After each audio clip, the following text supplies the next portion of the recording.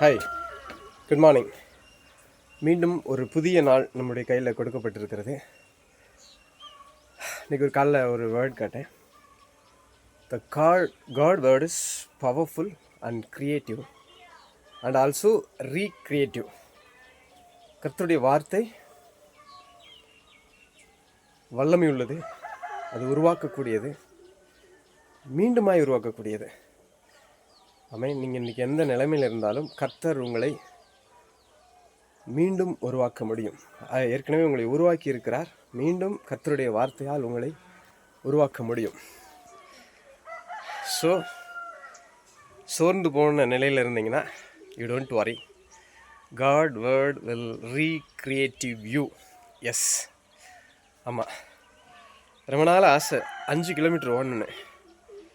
ரொம்ப நாளைக்கு முன்னாடி ரெகுலராக ரன்னிங் போய்கிட்டு இருந்தேன். ஈஸியாக ஒரு 5 kilometres 6 kilometres up to 10 kilometres கூட ஓடிருக்கேன். ஆனால் ரொம்ப நாளாக மீண்டுமா அந்த மாதிரி ஓட முடியல.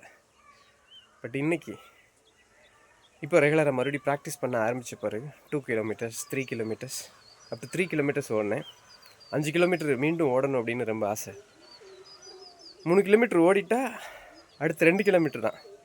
ஆனால் 3 கிலோமீட்டர் ஓடணுன்னா என்ன செய்யணும், 2 கிலோமீட்டர் இலக்கை வச்சு ஓடிட்டுருப்போம். 3 கிலோமீட்டர் ஓடணுன்னே எக்ஸ்ட்ரா இன்றைக்கி 1 கிலோமீட்டர் ஓடியாச்சு, ஸோ டயர்டு அப்படிங்கிற எண்ணம் மனசில் வந்துடும்.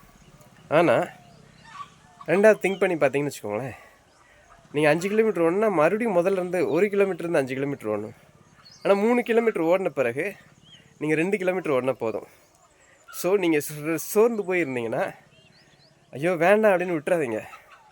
உங்கள் இலக்கு பக்கத்தில் வந்திருப்பீங்க, கொஞ்சம் தூரம் தான். ஸோ விட்டுறாதீங்க. Don't give up. The God word is powerful, creative and recreative.